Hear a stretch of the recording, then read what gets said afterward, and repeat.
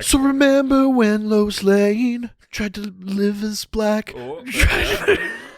Continue.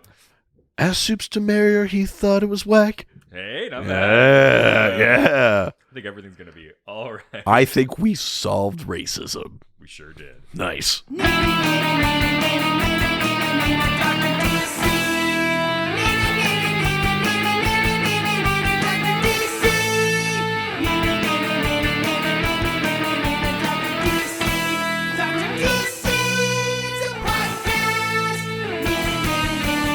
Welcome, residents, to the Dr. DC podcast. My name is producer Richard, and across from me is the doctor himself. Nope. Woof. Studio is all right. This is wild. The studio's never been better, I would say. Actually. The studio is so good that, like, once a couple of things are, finished, we could go video. We could. Yeah, we could. I like it. I'm just saying, the studio has never felt better. Yeah, I 100% agree. Mm-hmm. I love that it was a real easy transition to get here, too. Name one thing that happened. Name one thing in the last 4 months that made this weird or difficult. That reminds me. What? Here. What is this? Are you fucking kidding me? It's a key to the studio. Babe, is this happening? Look, someone needs to have that. Holy shit. And I don't trust anybody else. I don't trust that a relationship that I have with anybody else is safe for the next year. Wow. This means a ton. I want you to know right now, I will never give this up. I don't know if that's necessarily what I'm asking for, but I can easily say, though, this is the strongest relationship in my life. This is the most stable and consistent relationship. Yeah, I mean, fucking obviously.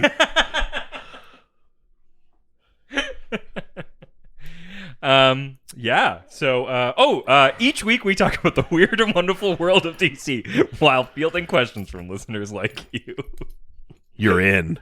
Hell yeah. Oh, man. Now you can join me anytime you want. And I intend to. I chose my words very specifically. Wow. Mm-hmm. I've never had someone give me a key to their place before. Where I wasn't already living there. Yeah. You know? Yeah. No. That's I think we're time to level up. I fucking love you, man. I love you too. Holy shit. This is happening. Oh my god. More than anyone can imagine. Wait, just remind me, which show did we start recording right now? Dr. DC. Okay. I guess that's fair. Usually we Normally start we Yeah, no, I was partway through and I was like, wait a minute. And then I couldn't remember what's been said because I'm so elated about the key thing. Yeah, even though you already started with Lois Lane stuff. Oh yeah. Well, listen. That'd have been weird. Yeah. No, we both just instinctively knew it was Dr. DC. Yeah. Which is maybe weirder. I mean, no. This is why you get a key. Yeah. Hell yeah. This has happened. Holy shit. Well, to keep the good times rolling. I don't know how we're going to top that. Let's get to a 5-star review, and we're putting it all on them. Oh, yeah. Let's have it. 5-star review number 208 from Apple Podcasts US from Nightwing Enjoyer. Nice. My favorite name. Yeah. He's fine. Yeah. I enjoy him. Yeah. Star Sapphire, baby.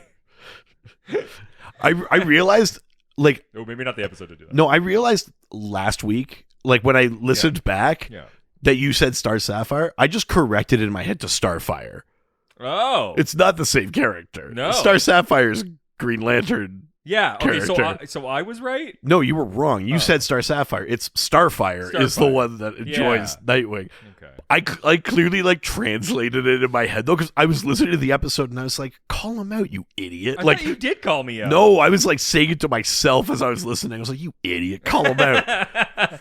Yeah, you let him get away with that. I know. Well, I'm just too sweet on you. Yeah. Well, now, but now you still corrected me. Even after that gesture. Yeah. You live with me now. Oh, I mean, that's true. And this is what I am. Yeah, I like it. You ask my wife. Can't anymore. Yeah, that's why I'm living here now. Hell yeah. Yeah. I did. Blow it up. Blow it up. I did send you a message and said our bachelor pad is. You did. Yeah. When you were so excited about having set up like the studio here, but yeah, you said our bachelor pad is ready, and I didn't correct you. You didn't, because you knew what I meant. Well, and I think you're right. Yeah, and the word I chose was intentional. Yeah. Think of what we'd save on rent. That's right. Oh my god, I mean, especially this place. Right? There's only one bedroom. That's okay. We'll figure it out. Gonna need a bigger bed. Fuck you. Just because it's two humans. Yes. Two humans. Humans. The subject for this review is Nightwing Enjoyer. 5 out of 5 capes. Nice.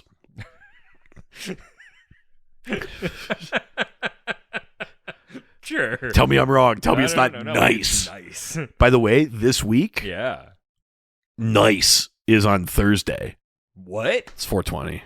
Nice. Yeah. Yeah. Somebody better call Nices. Still maybe my favorite thing you've ever said. Yeah, God. Yeah, there's a few episodes where it's pretty ISIS heavy. Yeah. Oh, by the way, right next to you. We're never going to get to this review. Yeah, fuck it. I was looking at the original drinking game, and I was like, wow, this is not as relevant as it used to be. Oh, Jason Momoa's Mimosa Samosas. Jacob Michael in the morning. Fucking amazing. A great artwork. But the original drinking game, which has like a lot of Colin in it. Yeah. Interesting. Some weird things that still apply though. Sure. And they read a question from Stump Chunkman, Chad Bokelman, Josh Gill, Adam Upper. Yeah. I haven't uppered I barely know her in a long time. Yeah, that's true. Oh, well, this finish your drink one, if someone references genocide, some of that's still totally yeah, we're still the same old podcast. We literally brought up ISIS. Yeah, we're still the podcast we used to be. I don't know if that's genocide. I'm sure they've done enough. Yeah, let's see. What else do we have here? Oh, yeah, there's some classics in there. Oh, when you have to choose between hashtag something yes or hashtag something no. Yeah. That's a classic. Yeah, we haven't done that in a long time. I was explaining this to a date the other day. When someone says they can fix it in editing or post, we don't even pretend to do that anymore. No, God, no. When the podcast has a guest host, a guest host, we've done that a lot. Yeah. Because someone was setting the stage to get a cooler studio. See, wasn't it all worth it? That's a question for you, man. No, from your perspective. Of course it's worth it for me. I've got to say, your divorce has been going great for me.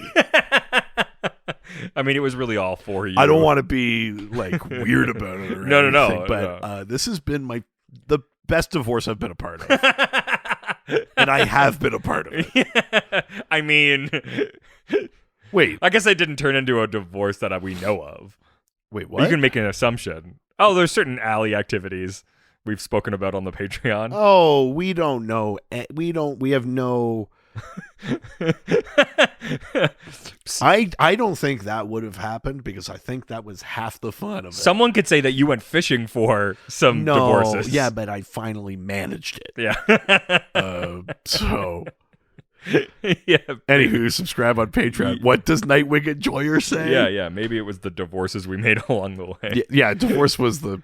Nope. Yeah, you're right. Yeah. I did like the pluralization you did the other day of different DC things on Twitter. Oh, yeah. Justices League. Yeah, because the age-old question of if both Steve and Sam are Captain America. Is it Captain America's or Captain's America? It's obviously Captain's America. It's Captain's America. And then I said, that's obviously right. But here are some fun, incorrect applications of that. And so it was like Lex's Luthor. Yeah. Super's Man. Justice's League. Yeah. That and other fun things. All right. Nightwing Enjoyer goes on to say. Right. I just discovered this podcast. Oh, hell yeah. Nice. Yeah, who's divorced now, baby?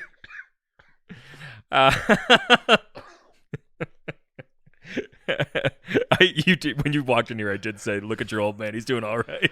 Yeah. I'm here every other weekend now. Yeah, I just get you on Mondays, so everything's working out all right. Yeah. When my wife dropped me off, I was like, "Do I have to stay over? Can't you come pick me up?" It's so sad. What are you talking about? I've got my Lego out. How could it be eating the same pot of chili for 2 weeks? I've got my Lego out, but don't you fucking touch it. What does Nightwing Enjoyer say? I just discovered this podcast a little over a month ago. Nice. And it's lost all other meaning. Yeah. I just discovered this podcast a little over a month ago. Nice. And now I've listened to nearly every episode. Unfortunate. Reed and Richard are two extremely knowledgeable. One extremely knowledgeable and entertaining guys. There we go. One for one. I'd say both entertaining, one knowledgeable. I'd say one really knowledgeable, one entertaining. I just wish I could be one of them. Yeah. They are both the same one. Yeah. I didn't specify. They were different ones. Yeah. And I'm grateful to them for putting this out every week. Yeah, at least this one. This podcast comes out every week. The other one does too. We just fucked it up. No. Neither of us did it. It was. You did it. Technology. You fucked it did up. It. Nightwing enjoyer of this podcast as well. Aw, thanks. What a quick review to read. I'm glad we're 15 minutes in and through the intro. Yeah, we're really blank checking this, huh? At least I didn't go each week. Yeah, that would be amazing. This was the longest I've done in a long time. Yeah, that was pretty good. Well, you know what month we're in. Yeah. I did pitch next month to you, but we won't. I refuse. I refuse to give that any daylight. Here's the thing. No. That could be a positive thing. If it was about It could be, but not the way you said it. I think not the way you did it. But for the month, it makes the most sense. You know how we're combining? I'm just saying it. I think it's genius. Can I just pitch? No, because you don't edit this, and I don't trust you to take this out before the episode comes out. Oh, come on. Okay, I got to pitch it very quickly. Here. Okay. The way that I think it works is not the way you think it I think works. That's funny. You think it works because it's a pun. And we're switching one letter. I think you got to go the other way. You keep the word the same, but you intonate it differently. Oh. So you go like, May? Oh, I don't hate that. That's funny. That's the way in. But that's not the theme because we obviously shouldn't do that. But why? It could be a really positive thing. I agree, with a funny but not name. that way. I think that's this podcast. It's doing something really stupid for a good cause. Okay, just wait. Uh-huh. Okay, that's where I'll remember to. Oh, you think so? Oh, you think so? What are you grabbing? What's happening now? Are you making a note to leave this in? Oh. Oh my God. Oh, what? Did you forget this? Is this happening? Is this happening? I believe this is America. Oh my God. Richard has... That's right, you son of a bitch. Richard has busted out a coupon that I gave him during Docmas. That's right, 3 months ago. He busted out 4. Mm-hmm. He busted out the "I'm sorry, I thought this was America" coupon, which entitles him to unveto any veto I place on a bit of questionable comedy. That's right, baby. I'm gonna do this like John Wick style. Your token's been accepted. Hell yeah. Get ready for next month. May.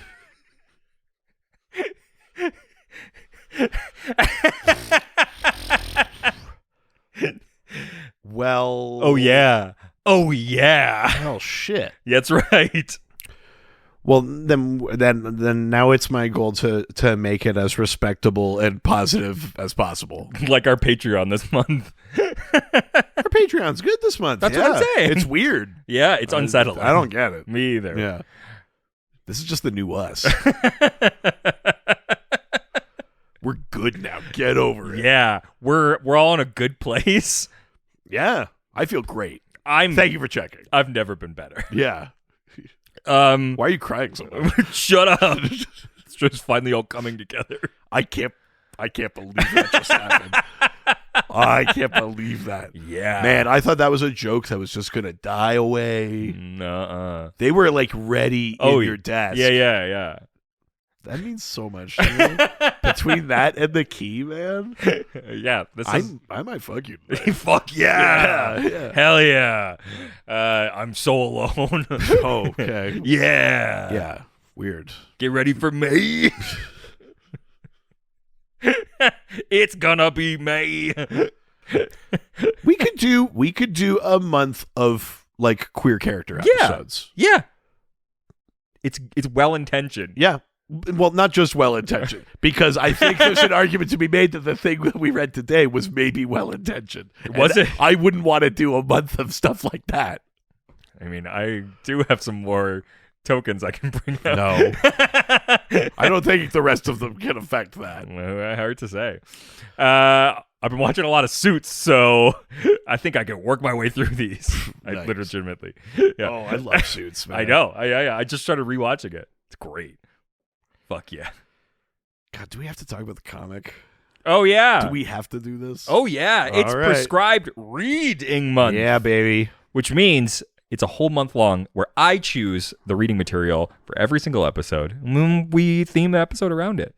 Except for the last one, which is chosen by the residents. Vu. Yeah. Yeah. Poor Vu. Yeah. By Vu. Yes. Yeah.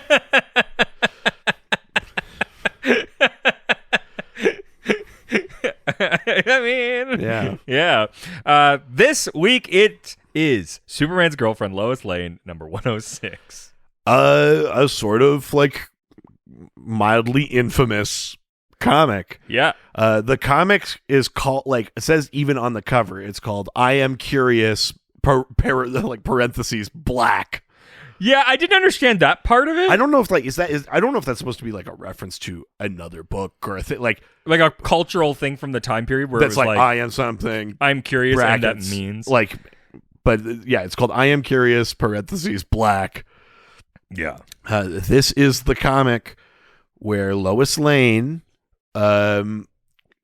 makes Superman use this plastic-mold machine he has in the fortress to turn her black for a day. Yeah, that's right. So she can learn what it's like. That's right.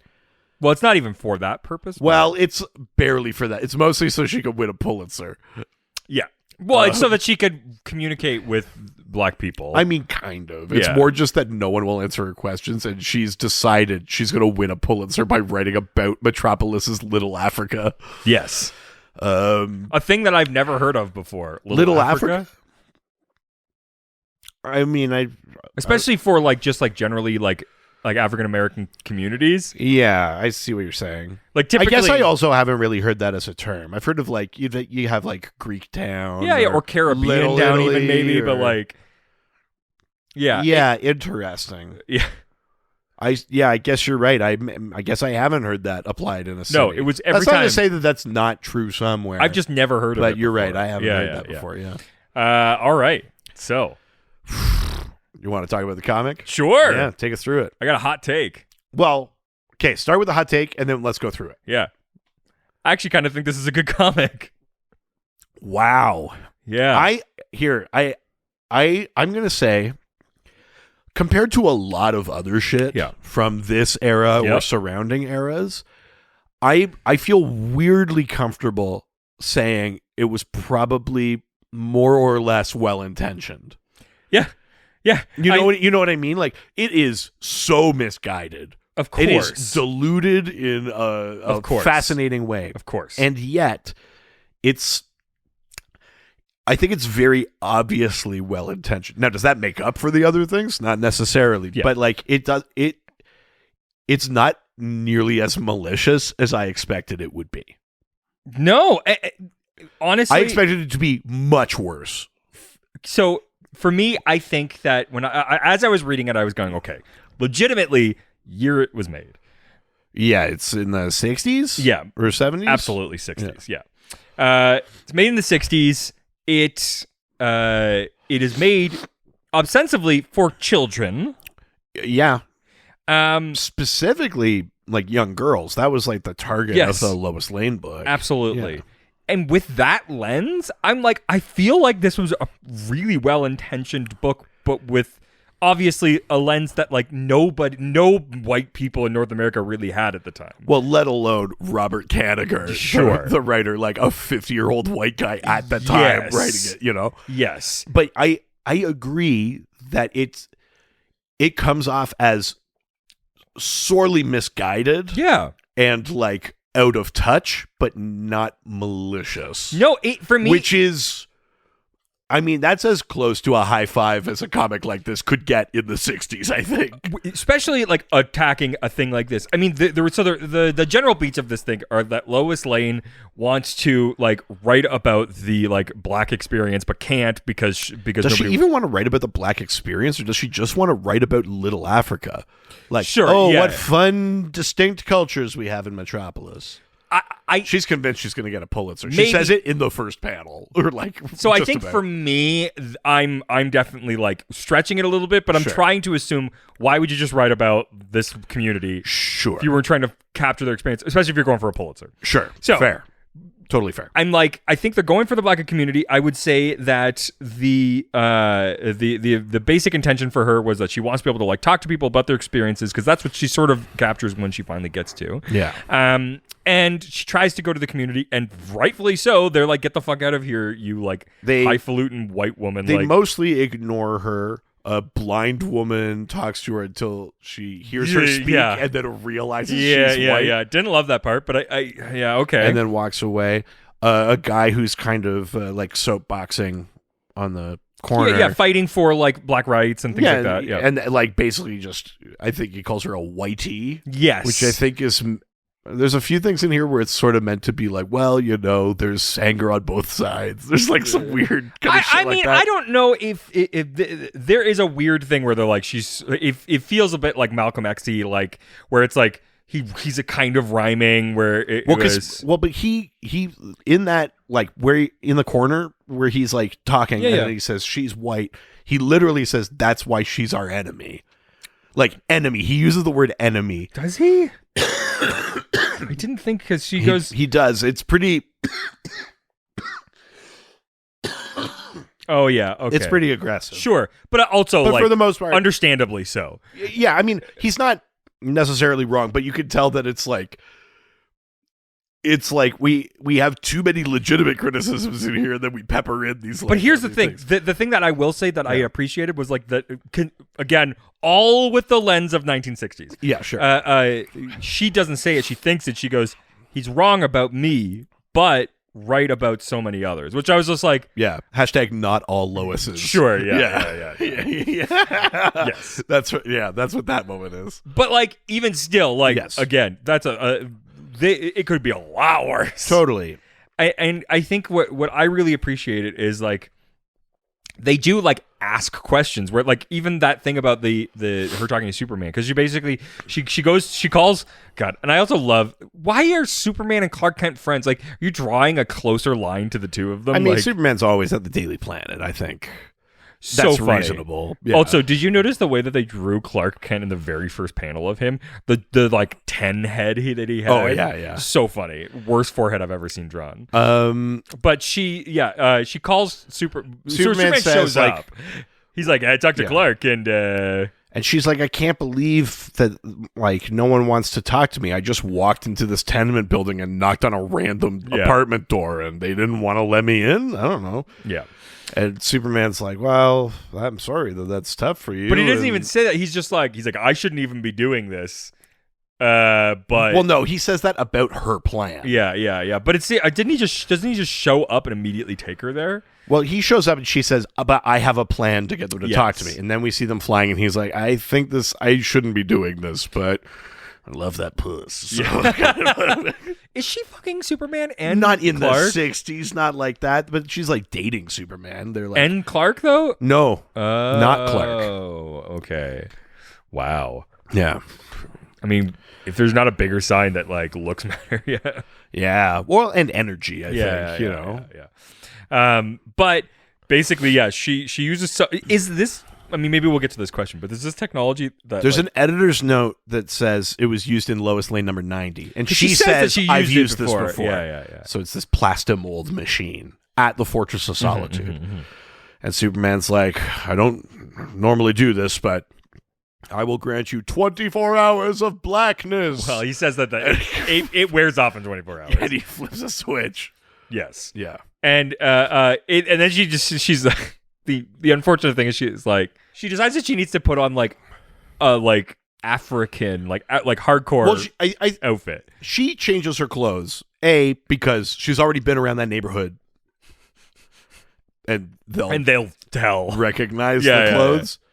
But I think also she's like, I want the authentic experience. I will say, so she puts on like that kind of patterned, like West African kind of looking, again, purple and black and green, diamond patterns. I will say, I give it more credit because they do like, it does feel like whoever's writing this is like, this is like a beautiful, rich culture. Like he even says it's like, oh, I like a sun shower. I don't want to ruin my beautiful Afro attire, which like poorly written, but like the intention behind that I really, really liked. Totally. Which is just like, no, this is like a beautiful culture. I think even the fact that they change her hair is like weirdly a lot of effort. Yes. For the 60s and white people.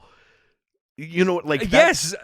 I know we're giving like crumbs. So much praise for fucking nothing, but like that's a thing that like TV shows don't even get right about black women now. It's true. Yeah, 1,000%. Is like the hair. And like you know 100%. What I mean.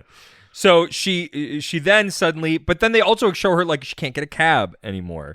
Like people are looking at her in subways. Like she's showing the challenges of like the black experience, and like the fact that like in the 60s like they're pariahs and like social pariahs, and like I think that like to show this to little girls at the time, like it's an incredible thing to try to do in the 60s for a book that like doesn't usually address this kind of thing.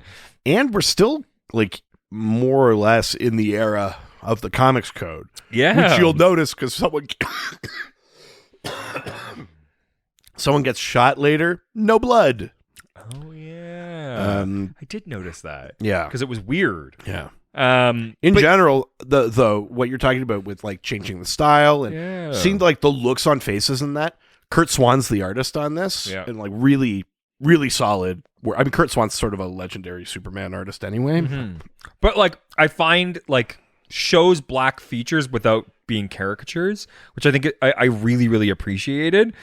Like, you're not like creating like these like insane caricature versions of what like black people look like in the 60s, like that you would normally see. Like really showing like the beauty of like the like specific features without like making it like a thing. And so I really, really enjoyed that. But so she essentially sorry. The art is actually the cover art is Kurt Swan.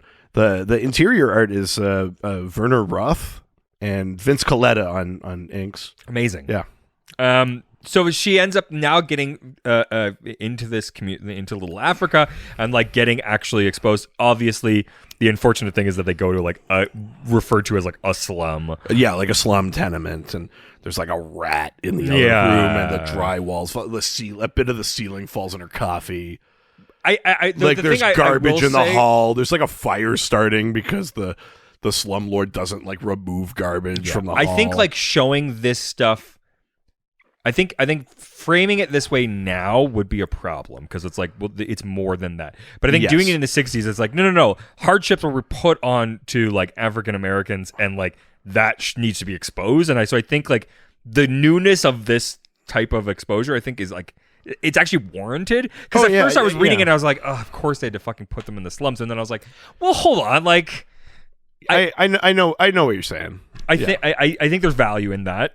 But so essentially she then gets to it's also a single issue written in the 60s. you know, like, you can't cover everything. Yeah. I actually think they do a good job of trying to touch on the idea of, like, where they're allowed to work and like, the conditions of impoverishment slums and stuff. Yeah, forced like, upon them. I think there's... But like, and then we again see somebody who's like somebody talking to kids and basically like teaching them about like how incredible it is to be black and that like you should be proud of yourself and like black is beautiful and like the kids repeating it back to themselves, which is cool. Yeah, fucking rad. Loved that. We then get to the guy that was preaching before.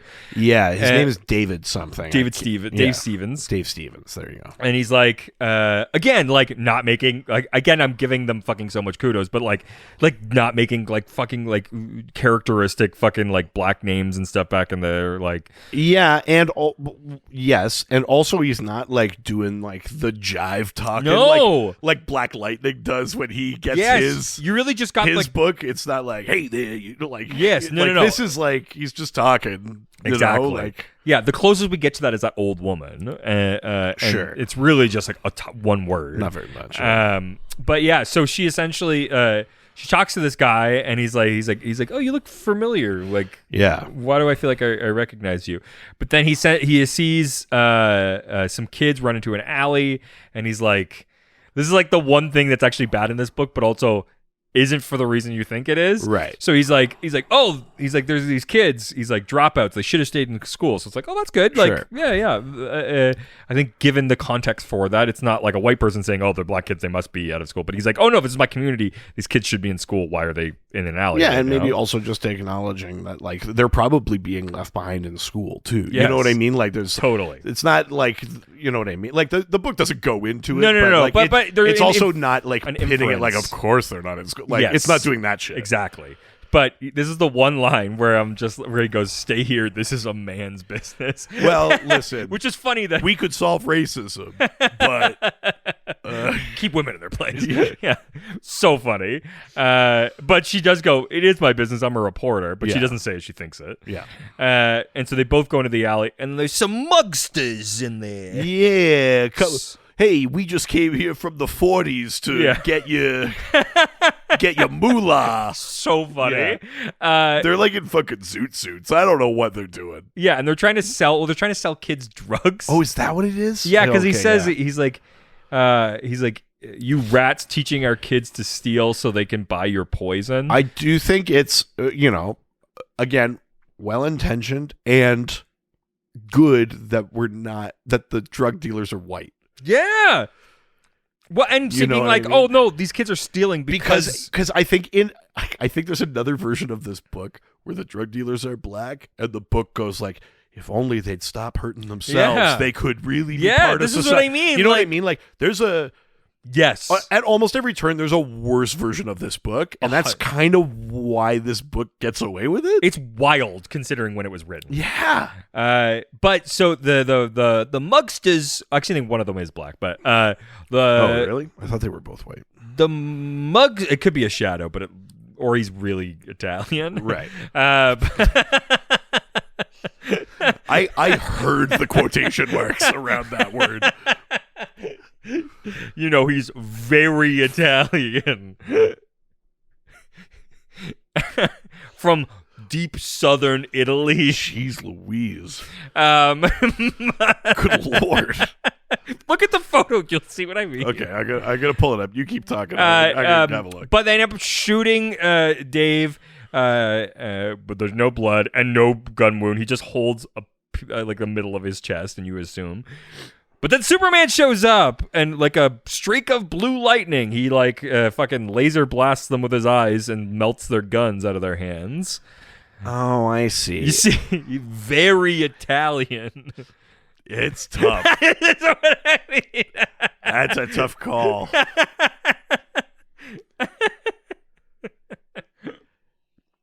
I know. I'm gonna go out. I think he's Turkish. Whoa! I'm gonna go out on a limb. Those fucking Turks. You know, those Turkish gangsters roaming Metropolis.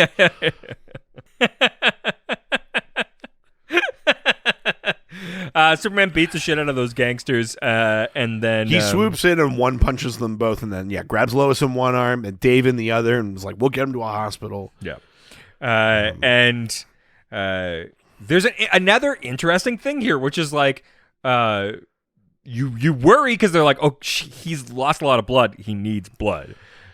So we get to the hospital. He's also notably being treated by like a black doctor and a black nurse. The thing that this comic almost never says or does not say at all is segregation. No.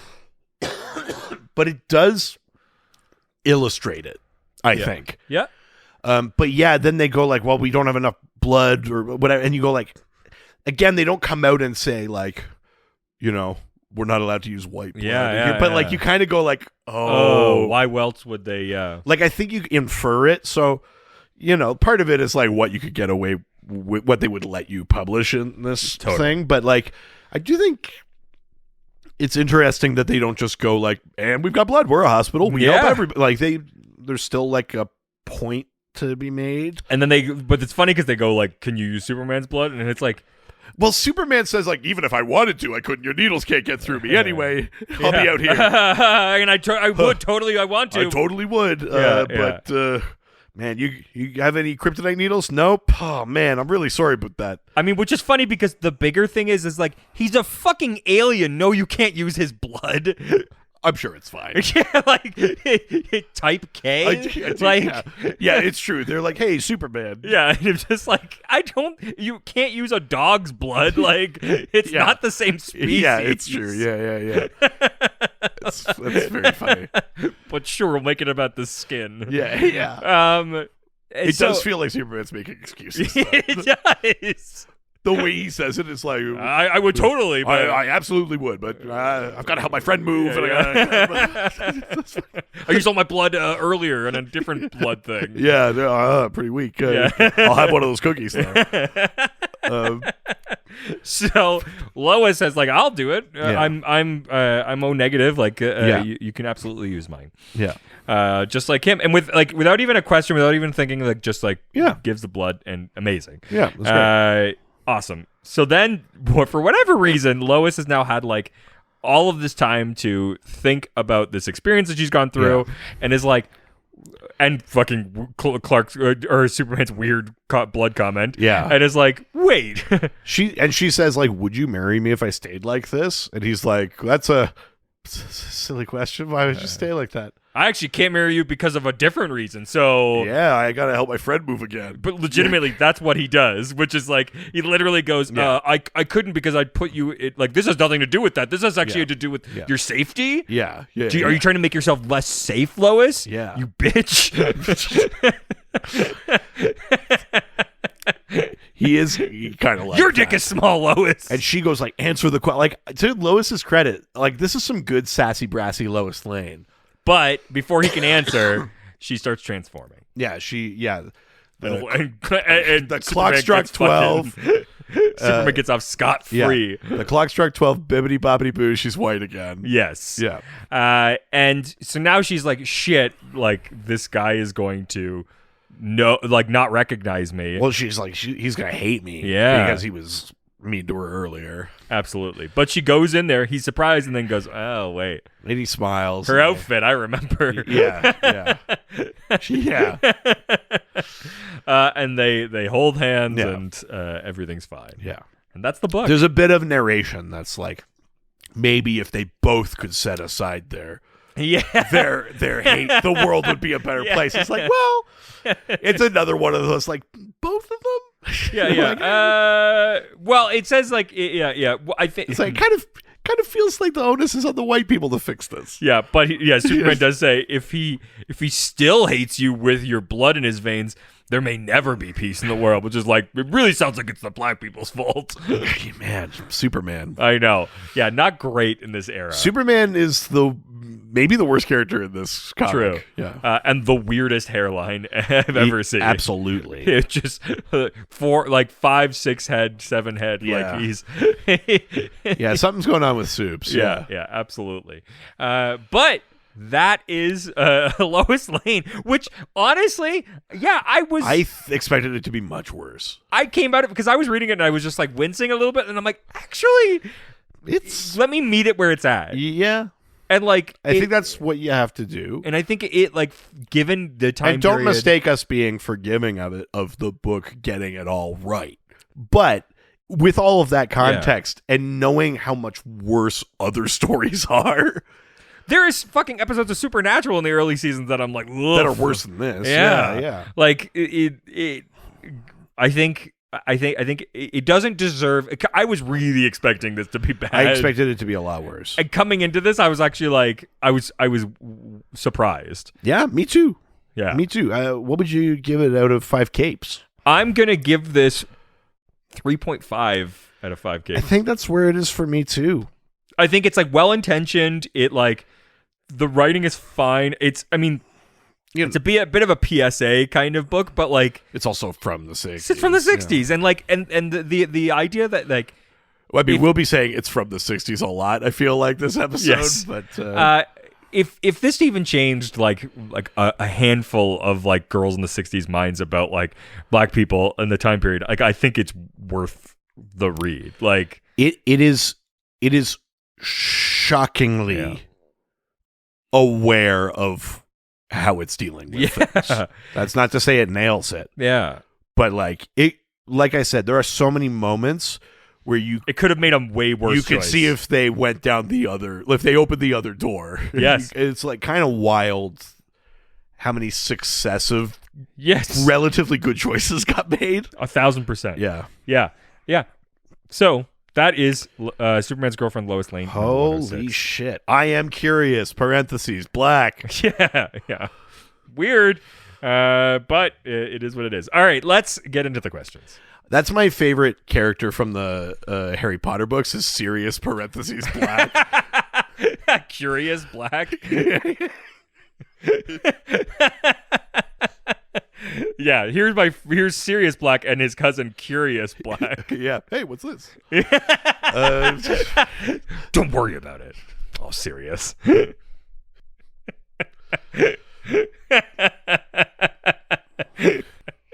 All right. Well, let's get to the questions. Yeah, let's do it. We're starting in Twitter.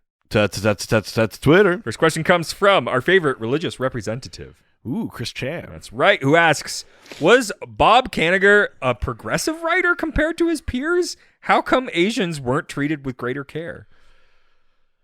Oh, man. I mean, let's start with, we're just now starting to like even question how we're treating Asians. I mean, yes. And that's not to say that we've even solved how to represent black people. Literally 70 years later, and we're like just starting to have a But conversation. it is a fair point that there's like an even further step. Yeah. Like, I mean, this shouldn't be, you shouldn't Sure. be like ranking the struggles or representation of people, but there is a sort of, people at home can decide what's more insidious. The pretend acceptance of black people, but only in certain things, and the complete ignoring of Asians, or the like persistent, like aggressive anti-Asian kind of string. You know, there's also a persistent aggressive anti-black string. So like it's all everywhere. But I don't think he's wrong for pointing that out. That like even in the 60s, this book exists. But meanwhile, in Green Lantern, Tom Kalmaku, his like Inuit friend is called Pie Face. Yeah. You know, so First Nations and, you know, Inuit are kind of getting it that way. You get like fucking Apache chiefs and shit. You get in movies and shit, like you get what's his name, Mickey Rooney in Breakfast at Tiffany's. You know, that like insane Asian stereotype that he was fucking nominated for. He might have even won an Oscar Seriously? for. It's crazy. So he's totally right to bring that up. Now, the question of whether or not Bob Kanigher is progressive. Robert Kanigher, for my, understanding, when I think of him, I think of the guy that could give a shit about Wonder Woman. Yeah, the guy that took over Wonder Woman in the 50s and 60s, gutted her supporting cast, and made all of the adventures fucking fluff. Yep. Like, any of the kind of interesting subversive shit from the Marston's original concept gets totally washed away in the Kanigher era of Wonder Woman. Yep. So you give me that, and I came into this book going like, ugh, Kanigher. Yeah. You know what I mean? Yeah. I am surprised at the level of sensitivity with which the subject matter is treated. Yes, I don't know if that means I think he's progressive. I mean, he still is like not great with women, but like, yeah, I mean that's clear even in this. Yes, you brought up the like, and then there's always still the like, would you marry me? And Superman's like, yeah, well, whatever, chick. Like, hey, you can't tie soups down. But then there's also like, there's still this persistent string of like, maybe both sides need to meet in the middle, and it's like, well, that's not really what it's about. Yeah, you know, that's the grain of salt thing of this book and the time period. I will say this book surprised me because my expectations for Kanigher were much lower. Yeah, absolutely. Take that to mean what you will. I'm not going on record saying he was progressive.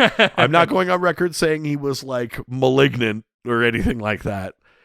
I think what the question's asking, I don't think he was like known for being. I don't think so. No, he's not like a Denny O'Neil. He's not like doing shit like that. You know, like it's certainly not a reputation of his. I'm shocked at this issue. Yeah, absolutely. Yeah. I think from the regards to like why Asians weren't treated with greater care, I think the unfortunate fact is like, this is a time period where like the discussion about like black rights and things like that are actively being had, and like there is unfortunately really good representation from like people standing up, like black people standing up for themselves, that I don't think there was the same thing within the Asian community.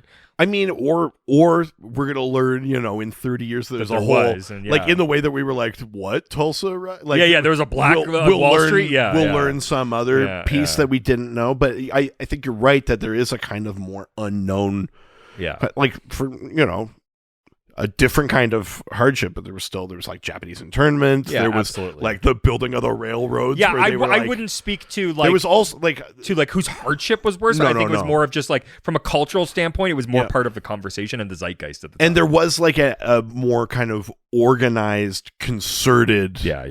Kind of, and who knows? Maybe that is still true. That black identity is maybe slightly more of a solidified thing than Asian, which has to cover fucking Chinese, Korean, Japanese, Thai, Malaysian. I mean, even like India and like Armenia are part of Asia technically. True, but I mean, if we're talking like East Asia, yes. I think maybe that's slightly part of it too, that because there's not like the unified voice, like it's taken until now to even have like a thing like like Asian hate is like a thing. You know what I mean? Like it does feel further behind in some ways. And then again, there was never like an Asian water fountain. Yeah. You know what I mean? Like, I mean, maybe there.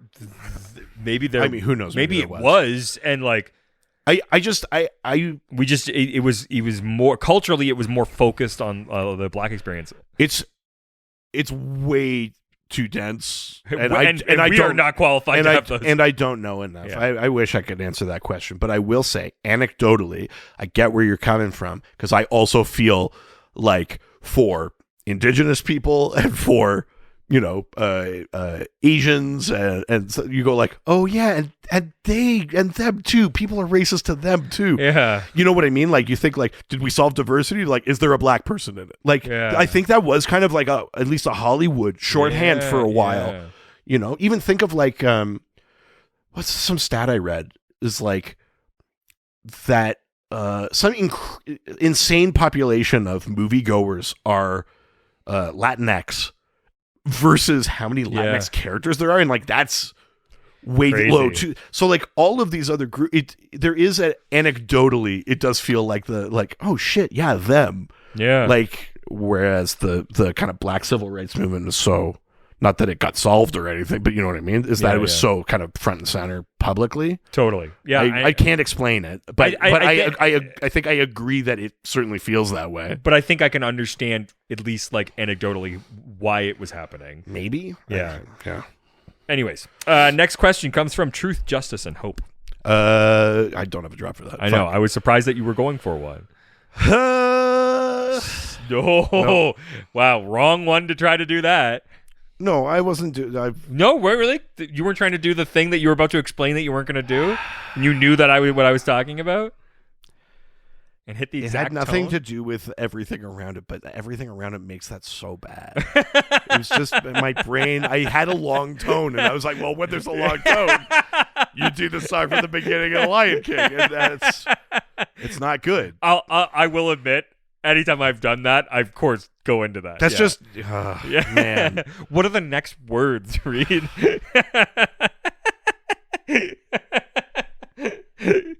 God, I really thought this would be more on me this episode. What is Truth, Justice, and Hope? They say, nope. What's your favorite Lois Lane story instead? Oh, probably that one we read last year where she threw the asparagus water at the helicopter. That fucking rules. That was a pretty fucking good one. I fucking love that story. Yeah. Yeah, you gotta where they were like, hey, should we shoot her? That failed. Should we try to helicopter shoot her apartment? That failed. What if we bring a mortar to the park? Fucking love it. Yeah. I mean, that Superman Marry Me was a delight. Oh, yeah, absolutely. All right. Let's leave Twitter and head on over to Instagram. That can't be the real answer. Do you have another Lois Lane story you can pull from your brain? I mean, yes. I guess. Yeah.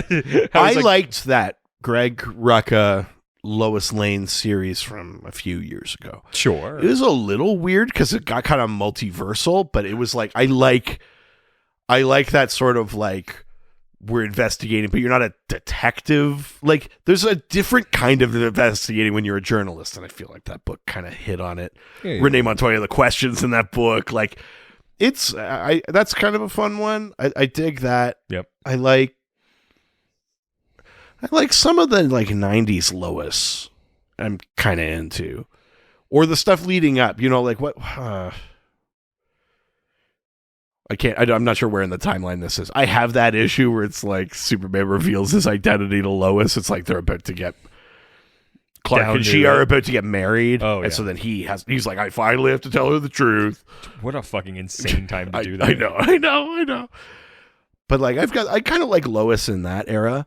It's not necessarily a Lois story, but I also like Lois in the current era. Like her through like the Superman Lois and Clark series where like they were raising John secretly. Her through John's solo series I really liked. I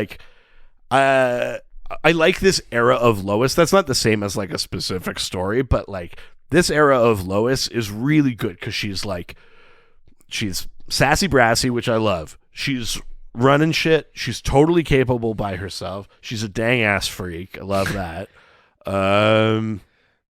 Yeah, I like this modern era of Lois. I don't know that she's had a chance to have like a really solid just her story that I dig other than that one kind of solo series. Do you think it's kind of fucked up that she likes Superman? Like Superman should never like Clark never should have married her, because if she doesn't like Clark, like Clark is who he really is. She doesn't marry Superman. She gets engaged to Clark. Oh, okay. But then he's like, I should tell her that I'm also Superman. Because in this, like she's like with Superman more or less like than she is. Oh yes, because back then it was still like Clark's like the sniveling coward, right? I just think it's funny because I'm like fuck that. Like that is who he actually is. Like if she doesn't like one side of him, like especially the more honest version of himself, it's fucked up. I think those were back in the days where Clark Kent was a little bit more put on though too. Like in the more modern comics, it's very obvious that both Superman and Clark are honest versions of himself. They're much closer together than in the 50s or 60s, where it was like, I'm Superman and I'm Clark. Fair. That kind of shit. That's fair. All right. Now we're going to Instagram. Now we're going to Instagram, take some questions and answer them. First question comes from Copy801, who asks, in today's world, what would Lois Lane change herself into now? I think we all know the answer to that, and I think we also know that that's not how it works, and it would be a deeply problematic story. Yep. I mean, I'll say it out loud. It would become a story about trans people, and it would not be done well. No, because that's not what it means. No, it doesn't mean I want to test it. It's like all my life I have been in the wrong body. Yes, and so right off the bat, it would be done poorly. It would be wrong. Yeah, they'd fuck it up. It would be problematic as shit. Yeah. But that is 100% what the impulse would be. Yeah. If you were making this story now. I thought you were going to say she'd be... And that's, I thought you were going to say she'd be Jewish and she's got like laser eyes and stuff.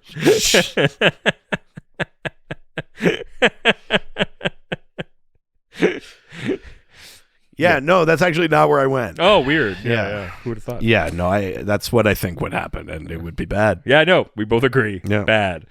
All right, next question comes from Obadede98, who asks, Obadede, come and ask a question, sugar baby. Hey, you're my baby. You're my little Dede. You're my sugar Obadede. Nice. Hell yeah. You got a drop, baby. God, we we're fucking so fucking did it. good. Yeah, we did it. Obadede asks, I just read this and wow, there's a lot of assumptions made in this. First, Lois wants to interview us black people, but oh yeah, that's right. Oh, okay. Yeah, I'm really interested actually in this. Yes, yeah. First, Lois wants to interview us black people, but she thinks to ask kids first. Stranger danger. Yeah. That's super weird. I also bursted out laughing when she thought the old lady was talking to her, but she was blind. Yeah. Well, I think the old lady was talking to her. But then, according to Lois, she heard her speak and knew she was white. Lois also never interviewed anyone. Yes, that's true. It's just assumptions on top of assumptions. Okay, legit question. Has Superman ever been corrected, confirmed, redeemed to be not racist?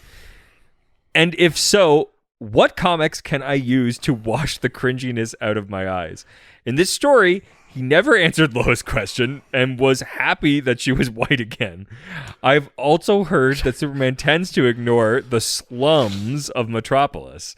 I like my Superman to be able to hang out with Black Lightning without suspicion. Yeah, well, listen. Okay, first thing, I don't know that I have a specific issue to point you to, but most modern, i.e. the last 20 years of Superman, he's obviously not racist. Oh. Not racist. He's obviously not racist. Obviously? Yeah. Like, I think, like, all about kind of, well, you see, you're saying it, and now you're going to make me want to try to point to something. I don't have time to sift through everything. Oh, yeah. Wow, that's convenient. Hey, listen, if I could, I would help you out, but I gotta... Look, there are comic books on both sides. Smoke bomb! No, I mean, Superman is definitively not racist. They've said that in a book. Yeah, of course. Okay. He's not racist. If you go back through the comics, the Silver Age is sort of known for Superman being a dick, especially in the Jimmy Olsen series and the Lois Lane series. Yeah. Superman is always kind of this like prickly, like, these dames or like whatever. Like, sure. Yeah. And he's kind of like that with everyone. And certainly in this issue, everything you pointed out, absolutely right. Yeah. The whole thing with Black Lightning when he got his book is that he's from the suicide slum of Metropolis. And he's like, I got to solve crime here. Yeah. And you're like, well, where the fuck is Superman? Yeah. And you kind of... Good question. Great question. And I think a reason that Black Lightning in modern comics isn't from Metropolis is partly to solve that. Yeah. He's either from Cleveland or what do they call it? Freeland City or something like that. He's from like somewhere else in modern comics, not from like the part of like everywhere the light touches is Metropolis. No, not over there. Wow, twice in one episode. Fuck, damn it. Listen, I told you, it was important to me as a kid. Someone spent a little too much time in Little Africa today. Why did they draw Nala so sexy? Yeah, that was actually Lois Lane. She took away. Somehow I'm more problematic than this issue. I know. Oh, God, I feel horrible. No, but I would say, like, just read modern Superman comics. It's very obvious that he's not racist. Convenient. Easy. It is funny that he points out that she doesn't actually interview anybody. That is so A few funny. people talk to her or around her, but there's not nearly enough for an article. Well, yeah, there's even that one. Certainly not a Pulitzer. She goes to that one lady's house, and the lady spends the whole entire time just sort of talking about what's going on in her life, and and she's like, "Oh wait, did you have any questions?" And then she's like, "Anyways, next to the next person." Yeah, it's true. Yeah. But yeah, so I think hopefully someone will chime in the chat, and maybe they've got one they like to point to or whatever. But Superman is not racist. Putting it on somebody else. That's interesting.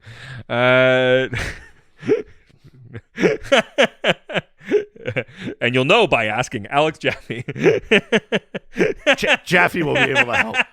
This is like Jaffe's here to save the day. I know we'd have to have a Jaffe minute like every episode where it's like, okay, we're gonna start doing corrections like the next conversation.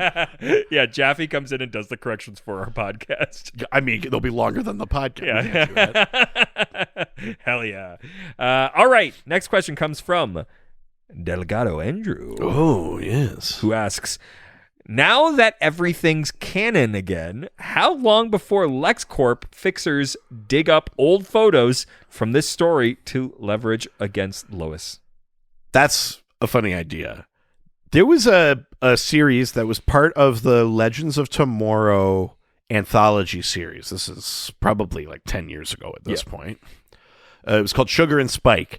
And it imagined these two characters that had their own comics. They used to be like little baby, like little kids, Sugar and Spike, but they had grown up. But the premise of that series is that they were like, they would help superheroes like bury embarrassing Sugar shit. And Spike and everything nice. And everything Nike. That they would help like heroes like bury embarrassing shit from their past. Okay. And so like one of them was like a reference to this Wonder Woman issue where she marries Frankenstein. Sure. Or some shit like that. And she was like, this picture cannot make it out. And then like Sugar and Spike like dealt with it. Sure, yeah. This would be a Sugar and Spike adventure. Yeah. You know, in that series. Yeah. I love that. It would be something like that, I think. I wonder if the Plastomold has come up again. Right? Because that's a thing I've never heard of before. I mean, yeah, clearly it's been used. Has it been used other than just in Lois Lane books? Because it's not a canon thing I've ever heard about, especially and it's in Superman's like Fortress of Solitude, which means it's, I guess, Kryptonian technology. Right. Yeah. But I think it is Kryptonian, or at least so dangerous that he keeps it there. But that's the other thing, is that I don't know which one of the things it is. But also, it feels like, Superman knows how to use it, but like has never used it himself, I guess. Also, how does it work? Yeah, I mean that gets to a bigger question, because she's just like, what did they put in to make it? They changed her skin and hair. Yeah. But is it like gene altering? Yeah, because or is it just like do you just ask it? Like, is I it think magic? we are meant to assume it's some sort of like faux kind of skin thing that wears off. But the hair, then it feels like I know. I don't fully get it. I don't know how it works. I'm looking up a thing about weird bits of technology, but I think they only bring it up in the context of this issue, so I don't know if it came back again. I feel like we need to do a whole Fortress of Solitude episode. Yeah, that would be all the shit that's in there. Yeah, totally. Yeah, that'd be a good one. Yeah. All right. Well, we're leaving Twitter and we're leaving Instagram and we're heading on over to Reddit. Where everyone's nice and no one's ever mean. That's correct. First question comes from just takes one bad day, 725. God, it worries me that there's that many of you out there. Who asks, given Lois has taken over the Daily Planet in the recent issues of Superman, I believe now more than ever, it is time to bring back the Lois Lane titled comic line. Who would you have write/do the art for the story? And would you rather have it be a miniseries with potential to become an ongoing? Or do you think it should be an anthology series similar to these classic stories? Oh, interesting. Because I think we've had the miniseries, right? Like, yeah, I mean, we've had a version of a miniseries. Like, I would love to see more like anthology kind of like crazy shit happens kind of stuff. Because I think it's sort of like a midway point between like Action Comics and like Jimmy Olsen, where it's sort of like in between. But like the two things that we've at least seen is like it's an opportunity to talk about like the different experiences through the lens of a reporter, which we don't really get even with Action or Superman. Yeah, and I here's the thing, you know, like they keep putting Lois on like Checkmate or like on these other teams. Sure. It's not that she can't hold her own or contribute, but yeah. I think there's a lot of like conflating what it means to investigate as a detective versus investigate as a journalist. Totally. You know, but on some level, some things are broadly applicable, but they're different. And I think a failing has been that not everyone knows how to write the journalist. Yeah. You know? And I'd love to see like Tom So King I'd want to see it like be that. like a real like journalism thing. Yeah. Do I think that is... I mean, that might be interesting as like a anthology thing. This is what I'm Here's saying. A bunch of different stories that are running. As you read the stories, you see how she got there or what she uncovered or how it helped or, you know, what the knock-on effects were. The story got published and then what happened, you know, retaliations or things like that. Like almost like a spotlighty kind of like, I'd love to see like addressing like current societal issues, like the way that this tried to. But to my point, I think what I don't want, and this is a problem with every kind of storytelling right now, including TV and stuff like that. Not everything needs to be a mystery. No, it can have been a mystery to a character. It doesn't have to be a mystery to us. You don't have to wait for the 5th issue to tell us what was really happening. Get back to the Columbo era where they showed us the thing first and then you watch I think it'd be more interesting to see the mechanics and the knock-on effects and the, you know, did it help or did it hurt? You know, because journalism does that too. And watch how they get to the solution and give it to us in the beginning, though. Yeah. Where it's like we know where they're trying to head. Let's watch the mechanics of how they get to those answers. Totally. You know, you publish a thing and you do it for the right reasons, but then like the legal department comes back and goes like, "We're getting sued." You know, I mean, what I'm describing is maybe not everyone's cup of tea, but that's what I would want out of a more Lois Lane, especially with her as the editor of the Daily Planet. It'd be cool to see what does that mean. She has. The Daily Planet, I think, has always exuded a sort of responsibility to truth. Yeah. More than you would expect from other media outlets. And so Lois is now in some ways like the steward of that trust. And it would be interesting to see, like, how do you approach that? How do you like activate it to do good? Or are your hands tied because, you know, there's a thing we all know to be true, i.e. Lex Luthor is bad, but unless you can fully 100% prove it, you can't print it. You know what I mean? Like, all that kind of shit I find interesting. That would be cool. So who would you want to tackle somebody like that? Oh, fuck. I'd love to see like a combination of like Tom King, Gail Simone with like maybe like the fuck's her name? Like Fiona Staples. Oh, I like Fiona Staples. Yeah, as like the art. I think that would be a really, really cool. Fiona Staples is a great artist. Yeah. Do you know what? I'm gonna say Mariko Tamaki. Yeah, I'm thinking specifically of that. I've talked about it before on the show because I fucking love it. The Tower.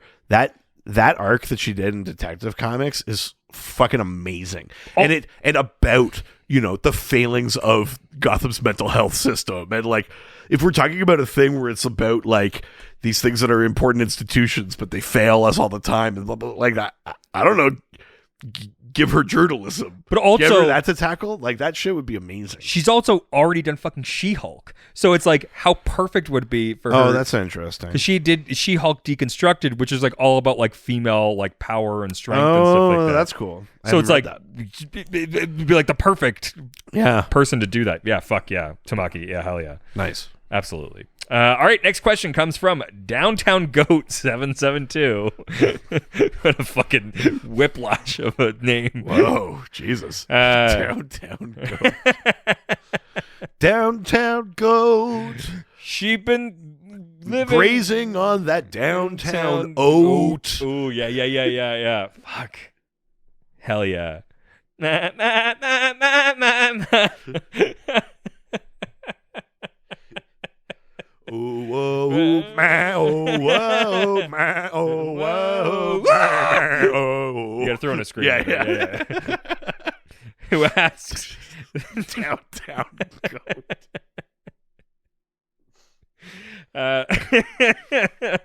Downtown Goat asks, this cover makes me curious. Yeah, because parentheses black. Uh-oh. Yeah. Problematic. Was this issue cringe or cool? Seems like the chances of it not being racist are low, but maybe? Also, what was the readership of the Lois Lane title? Was this marketed just to girls? I mean, I don't have the numbers on it, but I think that it's pretty clear that the idea of it was that this was like directed towards women. A girl's comic. Yeah. It's all about Lois. So many of them are like imaginary tales of what if this is how we got married. Sure. It's very obviously like, I don't know, what do girls want to read. Yeah. Bubblegum and marriage. It's like, so that's in there. Yeah. What's interesting, though, addressing the first part of this question, is that this issue gets a lot wrong. Yeah. And it obviously is coming at it from like a weird lens, like not the lens of experience. And yet, like we said before, it's so obviously well-intentioned. Yeah, and like, that gets said a lot. It'll be like, oh, well, the intentions were good. And you go like, that doesn't fucking count. Yeah. That's also true here. But it also feels like, I don't know, for me, I would expect a book from this era for someone to say it was well-intentioned, I'd still expect it to be worse than this. Yeah. You know what I mean? Truly, though. We're doing a lot of like shifting of goalposts here, but like that's kind of how I feel about this book. Because like if you were like, here's a well-intentioned book about racism from the late 60s, I'd go, okay. Oh, I mean, I think that's what you did. Yeah.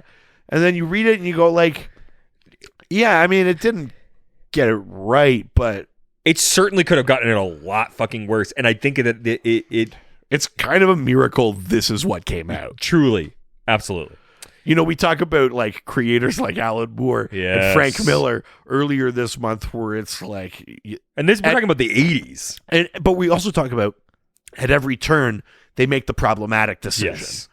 In this one, it's the opposite. Yeah. You, in both cases, you end up with a product that is not 100% on the mark.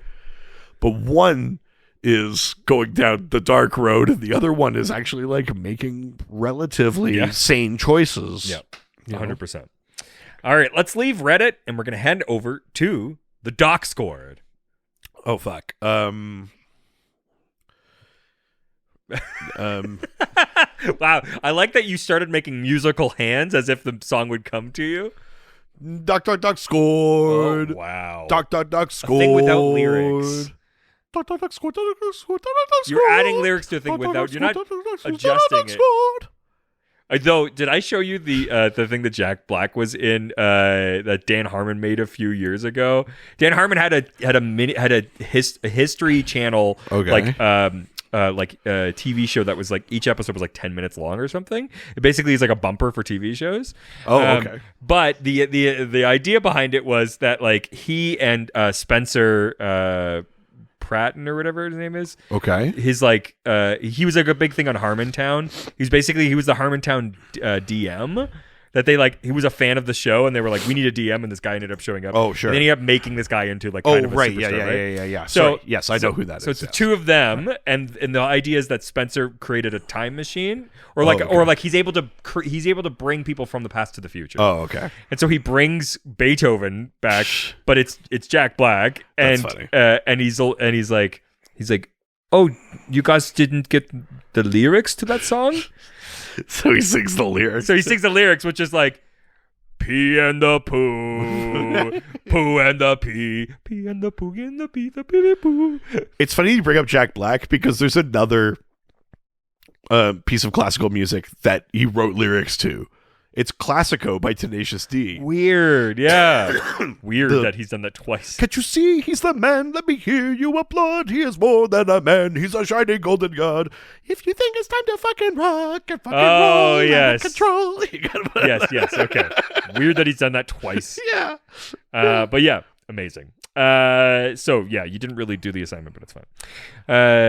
I did. It's my assignment to do with as I please. Well, let's hashtag yes or hashtag. Mr. Gray will see the assignment now. Oh my God. Hashtag Doc scored song yes or hashtag Doc scored song no. Hey, straight to that.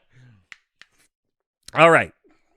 First question comes from Siege the Box, who asks, which instance of good intentions done poorly is more egregious? Lois Lane 106 or Green Lantern, Green Arrow, number 79.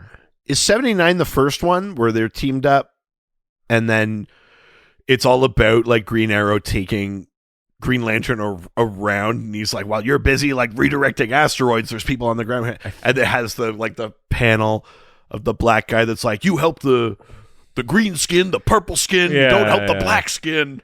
Yeah, maybe. Is that that's a great question. Is that 79? I don't know. Let's just do a little GLGA 79. Oh no. No. Uh-oh. This one is much worse. Oh. This one is like, well, here, let me just read the cover for you. Okay.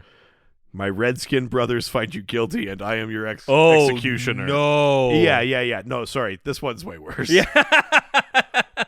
Yeah, definitively. Yeah. I mean, Superman's girlfriend Lois Lane is, for all intents and purposes, actually like not problematic, just of its time, just out of touch. Yeah. It's just wrong. Yeah, but it's not like actively. It's not. They're harm. not like talking in slang. Yeah, and it's not like we love. It's actually trying to do good in a bad. Yeah, it's not time. going like, we don't need no school. Like they don't do any of that. Like I would make the argument that even now, Superman's girlfriend Lois Lane 106 is not problematic. It's just wrong. Yeah. But it's not like perpetuating other stereotypes or anything. No. It's weirdly it's misguided, maybe, but like totally. Yeah. It would be like, it's like watching The Help. You go like, ugh. Yes. It's like, or Green Book. It's like, it's shit that. Like we're still making Superman's girlfriend Lois Lane 106. Like we're giving it fucking Oscars. Yes. Like that's what that is to me. Yeah. You know? All right. Next question comes from Mullet Overlord, who asks, who wore it better, Lois Lane or Rachel Dolezal? Oh, Rachel Dolezal was that like person in the news, remember? Where she pretended she was black? Yeah. Who was a teacher for black studies and like made herself look black, yes. I didn't follow that enough. Yes. But I think that's what it was? Yes. Someone can correct me if I'm missing a crucial piece of this. Right, but that's more or less what that was? Yeah.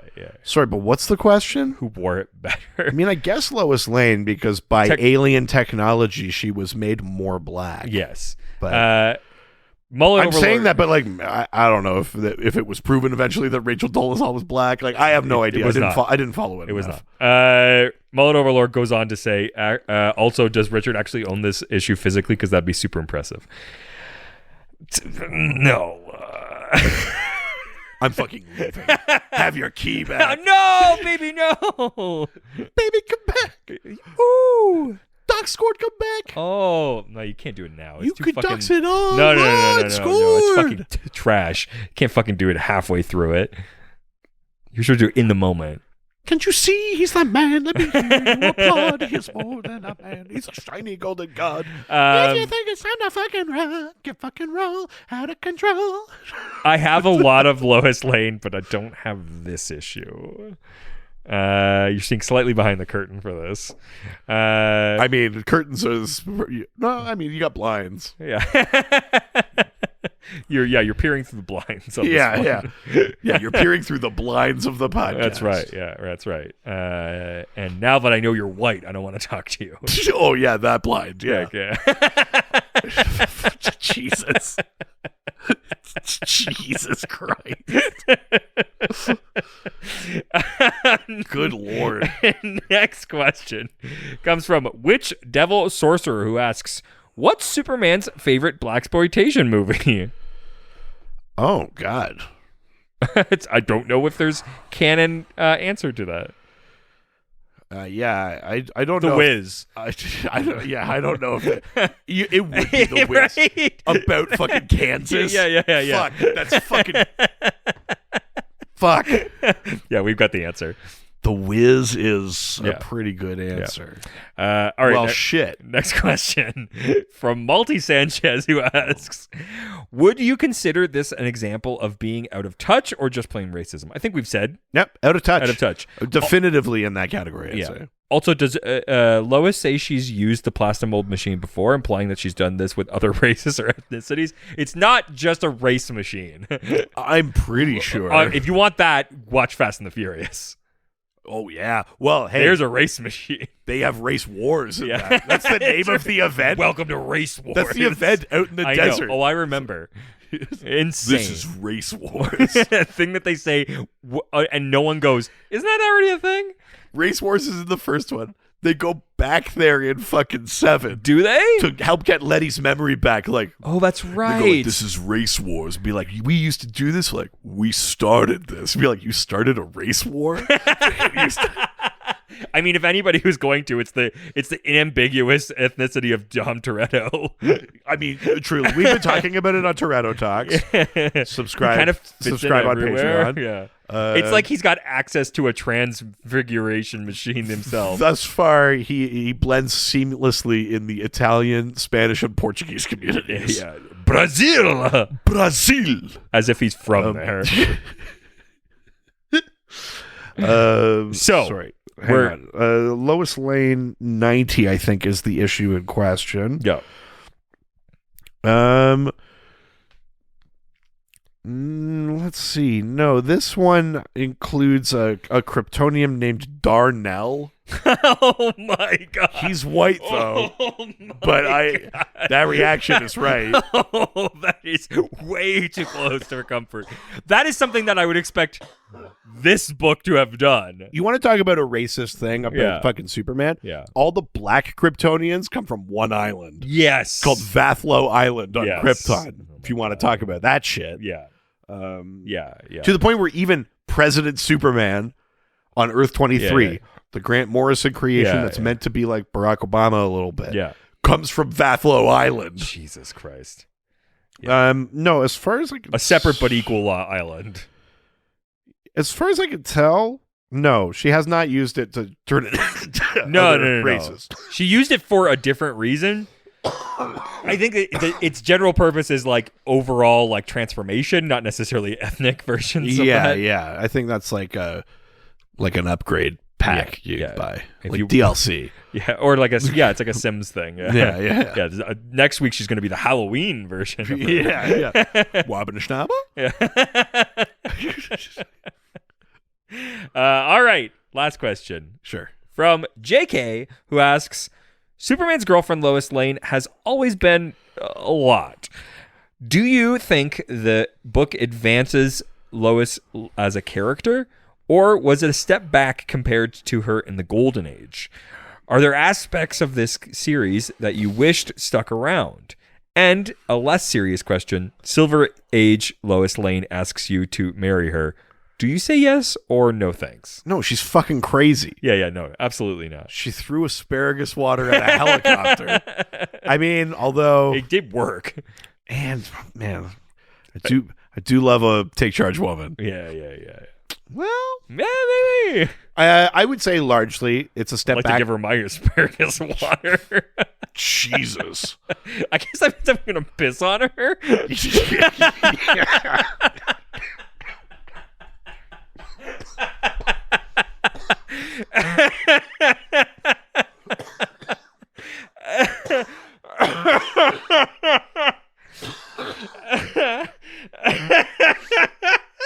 Oh, Jesus. Good Lord. That's what I'm calling P from now on. My hot asparagus water. Jesus. Yeah, talk about a green shower. I would say I was like the one that won the Oscar. No, it's Green Book. Sorry, Green Book. Whoops. My old asparagus book. I would say asparagus lanterns. In general, the Lois Lane series is a step back for the character from the self-possessing, like courageous, brash one from the 40s. Totally. The one thing I like that it contributes is like the weirdness of 50s, 60s sci-fi. Yeah. I like the idea of you take this like down to earth, like no nonsense. Like if you could take the no nonsense Lois Lane and then you add in like there's a crazy teleporter that's doing things like that shit I fucking love. And that's in later comics. So it's not contributing something, but like if you're looking at like her character, it's you get like glimpses of it. You get glimpses of her, not backing down or something like that. But for the most part, Superman's girlfriend, Lois Lane, was so much of like her pining for Superman and being like, I can't believe he doesn't want me. It's like, it's a step back, like undeniable. It's a thing that I think that... But the weird Silver Age shit is fun to add if you had kept her character intact. Honestly, the weirdly best version that we've seen of this, and it's still like not as fun as it could be, is the new like Adventures of Lois and like the new TV show with like she's great. Because also she's like a reporter. She's like dealing with fucking weird sci-fi shit. Like it's the closest that we've gotten to like an accurate version of her. I think I love Bitsy Tulloch. I think she's so good. Perfect as Lois. She's a great Lois Lane. I love the Lois from the DC animated universe, like the old cartoons and shit like that. Like she was a smoke show. Oh my god! I mean, also, but like she was so good. Also, other reasons. Totally nails the characterization of. Got some real fucking Venus Sailor Moon action going on. Yeah, man. I like Lois in the current like state of comics. That Lois is awesome. Hell yeah. You probably don't get there if you don't make this weird detour through the Silver Age, but objectively, it's a weakened, watered down version of Lois Lane. 100%. Yeah. Well, that was the last question. That was Superman's girlfriend, Lois Lane. Another year, another Lois. Holy shit. And the end of my selections for prescribed reading. Yep, that's right. So here's what's happening. Okay. You on the Patreon voted as you do. Of course. You had a few options. And you voted for a villain focused story. Oh, wow. What that could be anything. And so I went away and just pulled a story random from this. Story, of course. A random story. Yep.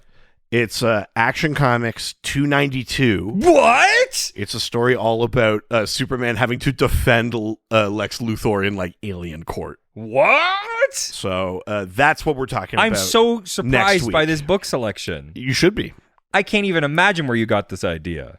By looking at comics related to what was voted for. I mean, yeah, I can't imagine any of those other options relating to that choice. I don't know why you're harping on it so much. It's a pretty clear. I'm surprised. Pretty how clear process. Well done, you've made this. Well, I'm the one that does well here. Oh. Yeah, I do good. Well, you can send in questions for that issue and related questions to our various social media platforms. That's right. Like our Facebook. Dr. DC Podcast. Our Twitter. At Dr. DC. Our Instagram. Dr. DC Podcast. Our email. drdcpodcast@gmail.com. Our Reddit. r/Dr_DC. The doc phone. 208-917-3238. That's 208-917-DCEU. If you're nasty. We are on TikTok. Yeah, at Dr. DC. Don't look at my likes. Yeah. We've got a website. drdcpodcast.com or .ca. Much like we had in the beginning of this episode, you can give us 5-star reviews and we will read it on a future episode of the podcast. All you have to do is send it either to somewhere like a Facebook or Apple Podcasts. Otherwise, if you write it anywhere else, just take a screenshot and send it over to us in that previously mentioned email. Also, if you want more content from us every single week, why don't you subscribe to our Patreon? Yeah, patreon.com. Whoa! /Dr. DC. There's a $1, $5, $7 level. They all give you access to the Discord, our awesome fan community.